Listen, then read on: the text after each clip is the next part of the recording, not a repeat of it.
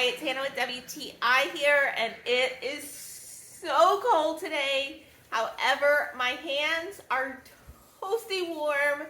They have been saved by these rechargeable heated gloves by Save Your Heat.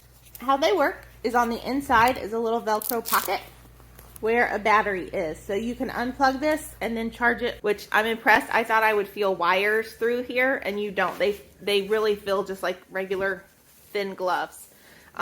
But there must be heating coils, so they kind of follow along the edges of your fingers.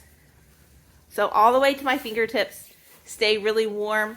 But if you're going to be outside and your hands will get even colder, you can always put your hands in the liners and then put your hands inside gloves. And when they are inside of another glove, oh my goodness, your hand gets so warm. It is incredible. It's like extra insulation. You lose no heat. Like, I am really, really impressed with how warm this keeps my hands.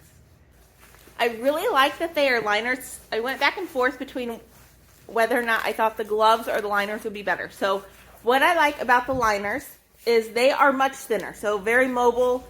You even have the touch screen where it will work on your phone. So I really feel like they live up to the hype.